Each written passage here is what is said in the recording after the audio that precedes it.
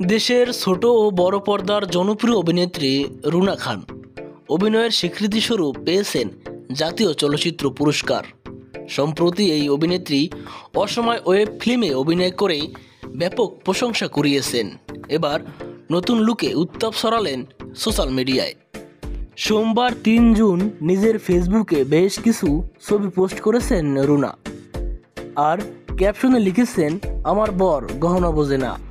বিয়ের পর থেকে সবসময় বলে এসেছে, আমার কোনো গহনা পরার দরকার নেই।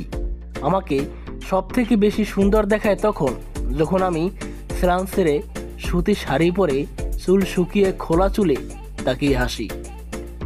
আমার সেই হাসিতে নাকি চারপাশ ঝলমল করে ওঠে। আমার মতো কালো একটা মেয়ের হাসিতে কি চারদিক ঝলমল করে? ব্যাপারটা যদিও এই সমাজে এখনো পুরোপুরি বোধগম্য নয়, আশা রাখি একদিন বোধগম্য হবে। এই অভিনেত্রী স্বামীকে নিয়ে আরও লিখেছেন, বিয়ের পর সে একবার বলেছিল তার একটা গহনা পছন্দ, কোমরের বিছা। আমার তেমন পছন্দ না, মনেও ছিল না, কখনো পরাও হয়নি। পরশু সন্ধ্যায় একটু অবাক হয়েছিলাম যখন দেখলাম দোতলার মেয়েরা সুতি শাড়ি ঝুমকার সাথে উপহার পাঠিয়েছে বিছা। বড় আরাম লাগলো মনে। ছবিগুলো পোস্টের পরপরই সহকর্মী থেকে ভক্ত অনুরাগী সবাই তার সৌন্দর্যের প্রশংসা করেছেন।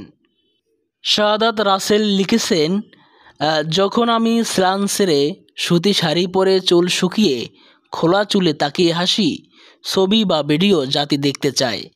ভাইয়ের কথা সত্য নাকি তার প্রমাণ দিন। তার সেই কমেন্টে রুনা খান রিপ্লাই দিয়েছে দুষ্ট সাথে ইমোজি। তারপরে শাহাদাত রাসেল ভাই এটা কি রিপ্লাই দিল? প্রসঙ্গত, টেলিভিশন নাটকে অভিনয়ের মধ্য দিয়ে কর্মজীবন শুরু করেন রুনা খান।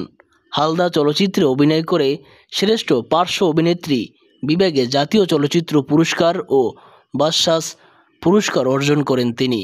এছাড়া এই অভিনেত্রী গহীন বালুচর ও সিটকিনি ছবিতে অভিনয় করেও প্রশংসিত হন।